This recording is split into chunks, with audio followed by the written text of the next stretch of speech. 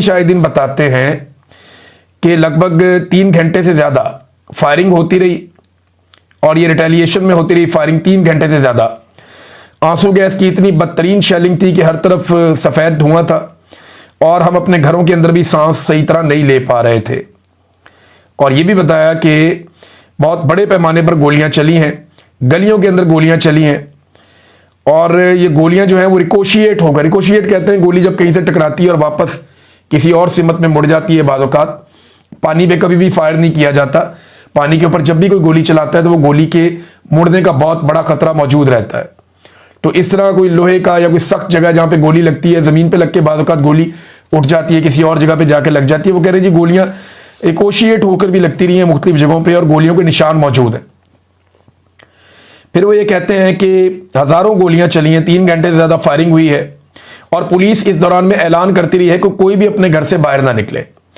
सुबह 7:30 बजे के करीब जब गोली शोली चलना बंद हुई और पुलिस ऐलान करती रही कि घरों से बाहर कोई ना निकले, फिर जब पुलिस की जानिब से इजाज़त मिली घरों से बाहर निकलने की तो अवाम ने देखा कि वहाँ पे बहुत ज़्यादा गोलियों के, हज़ारों गोलियों के कॉल और जो कार्ट्रिजेस हैं उनके कॉल वहाँ पे मौजूद थे।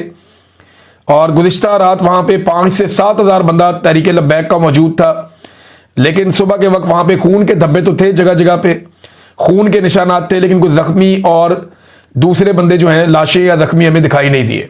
ये ऐनी शाहिदीन बता रहे हैं। कुछ लोग इस शर्त पे बता रहे हैं कि हमारा नाम आप सामने नहीं लाएंगे, लेकिन ये वहाँ सिचुएशन थी, वो बड़ी खौफनाक सिचुएशन है। नाज़रीन, आज़ाद कश्मीर में जोड़ तोड़ जारी है। पाकिस्तान पीपल्स पार्टी को अब मौका दिया गया कि आप हुकूमत बना लें। वहाँ पे PMLN ने अपने हाथ खींच लिए हैं, उन्हें नज़र आ रहा है कि यहाँ तो तबाही है। पीपल्स पार्टी तो कहीं पे अगर उनको 10 दिन भी हुकूमत करने के लिए मिले, 50 दिन भी हुकूमत करने के लिए मिले, तो पीपल्स पार्टी तो कहती है 2 हुकूमत। अब पीपल्स पार्टी वहाँ पे हुकूमत लेने के लिए बंदे तोड़ रही थी, तो अब तक की इतला के मुताबिक उन्होंने अपना नंबर पूरा कर लिया। 30 से ज़्यादा बंदे जो है वो मिल गए हैं पीपल्स पार्टी के साथ। अब PTI का कोई फॉरवर्ड ब्लॉक बना हुआ, वो भी बंदे तोड़ लिए, कुछ और वज़रा तोड़ लिए, कोई मुस्लिम कॉन्फ्रेंस का कह रहे हैं उनका एक बंदा तोड़ लिया है और एक और जमात है उसका भी बंदा तोड़ लिया। तो कर कर आगे 30 से ऊपर चले गए। 27 का फिगर गालिबन इन्हें चाहिए वहाँ पे अपनी हुकूमत बनाने के लिए आज़ाद कश्मीर में, लेकिन 30 से ज़ायद बंदे इकट्ठे हो गए हैं। तो अनवारुल हक चौधरी जो है उसे अब फारिग कर दिया जाएगा। ये एस्टेब्लिशमेंट का वज़ीर आज़म था, इसकी कोई सियासी जड़ें नहीं थी। ख्वाजा साद रफीक ने भी एक ट्वीट करके बताया कि आज़ाद कश्मीर के हालात बहुत ख़राब हैं और जो अगले इंतखाबात होंगे उनमें आपको बड़ा सरप्राइज़ मिलेगा। यानी अब सबको पता है कि वहाँ पे लोग अब इन्हें वोट नहीं डालेंगे। इमरान खान साहब अगर नए नौजवानों को भी खड़ा करेंगे तो उन्हें बहुत बड़े पैमाने पर आज़ाद कश्मीर में वोट मिलेगा।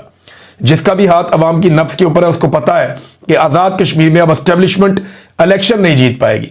तो एस्टेब्लिशमेंट अपना बंदा विड्रॉ कर रही है ताकि पीपल्स पार्टी की हुकूमत बने और पीपल्स पार्टी की हुकूमत को गंदा किया जाए ताकि बाद में एस्टेब्लिशमेंट के लिए थोड़ा सा रूम क्रिएट हो जाए, लेकिन ऐसा होता हुआ दिखाई नहीं दे रहा। बहरहाल पीपल्स पार्टी अपनी हुकूमत बना लेगी बड़े आराम से तहरीके अदम एतमाद लाने के बाद। फिर क्या होगा वो हम आपको तब बताएंगे, क्योंकि पीपल्स पार्टी ने जब आना है तो उन्होंने सिंध वाली हालत करनी है।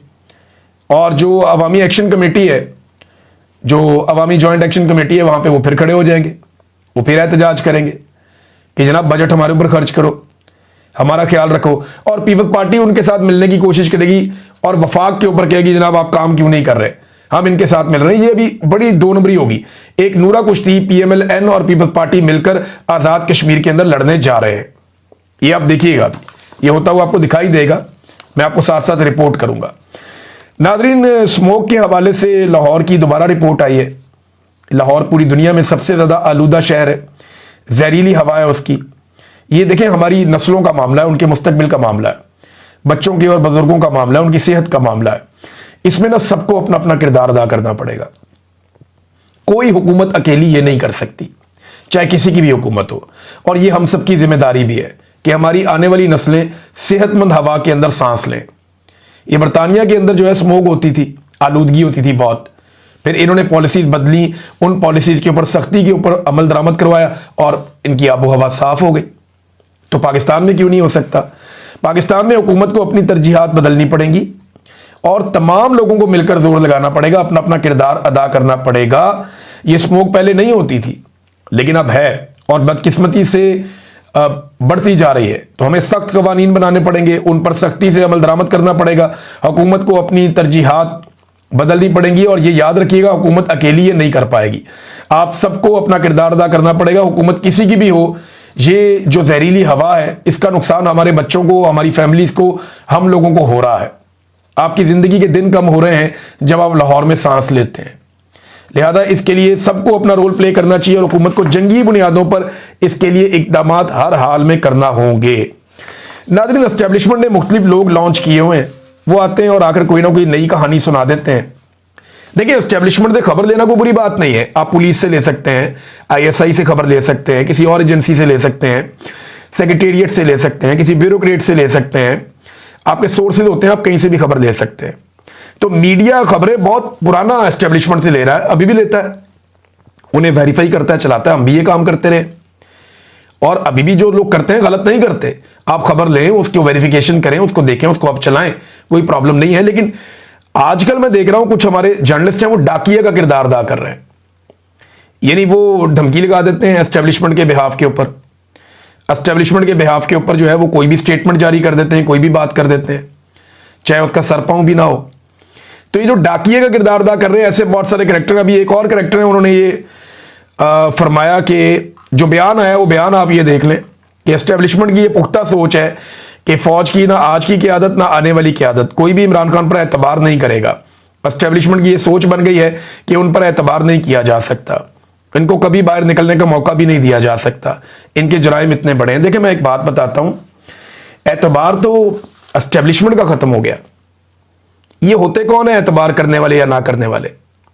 इनका कोई ताल्लुक ही नहीं है, ना इनके वोटों से हुकूमत बनती है, ना इनके वोटों से हुकूमत गिर सकती है। थोड़े से वोट है, 10-12 बंदे।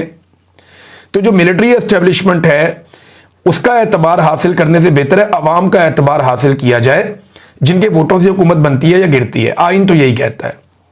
अब ये तो आइन शिकनी है ना, जो पाकिस्तान में की जाती है और बार बार की जाती है।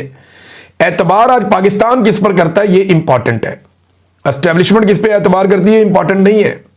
पाकिस्तान किस पर एतबार करता है ये बहुत इंपॉर्टेंट है।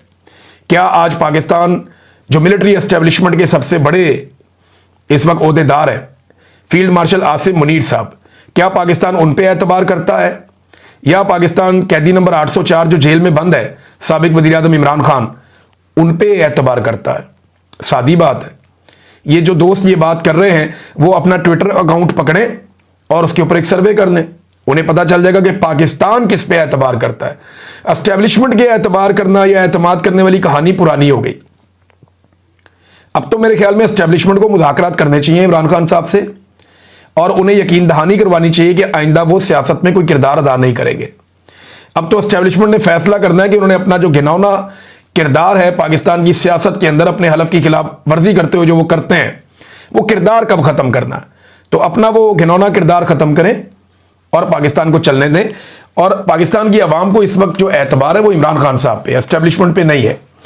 नाज़रीन, एक और खबर है, खबर तकलीफ दे है लेकिन मैं आपके सामने रख देता हूं कि इसराइल ने तुर्क फौजों पर एतराज करते हुए गजा के लिए पाकिस्तानी फौज पर कोई एतराज नहीं किया।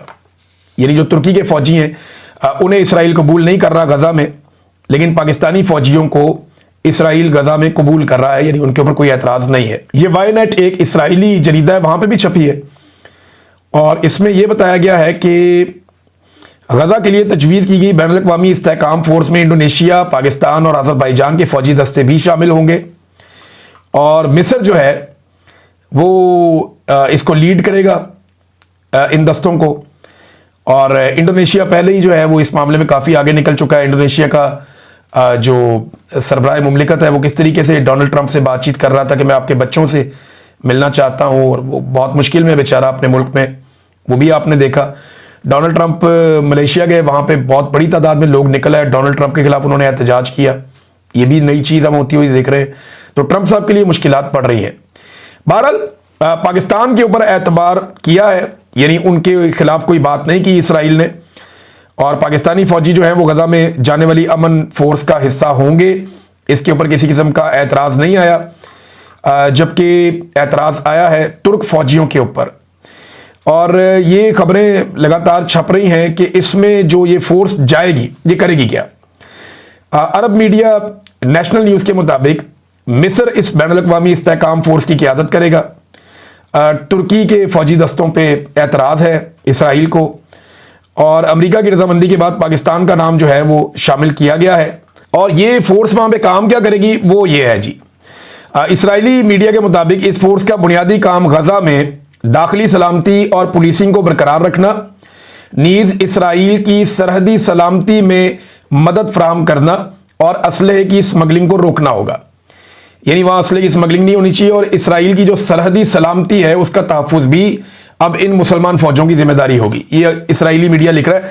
वैसे भी अगर आप देखें कि इस वक्त इसराइल और पाकिस्तान में काफ़ी कुर्बत और एतमाद पैदा हुआ है। इसराइली अखबारात पाकिस्तानी हुक्मरानों खासतौर पे फील्ड मार्शल आसिम मुनीर साहब की तारीफें कर रहे हैं, जबकि पाकिस्तानी टीवी चैनल्स पहली मरतबा इसराइली पार्लियामेंट की बराह रास्त कार्रवाई जो है वो दिखा रहे हैं, नेतन्याहू को बराह रास्त दिखा रहे हैं। और पॉलिसी में तब्दीली का अंदाज़ा आप इस बात से भी लगा सकते हैं कि पाकिस्तानी हुकूमत और रियासती इदारों ने इसराइल के खिलाफ एहतजाज करने वालों के साथ कैसा बर्ताव किया।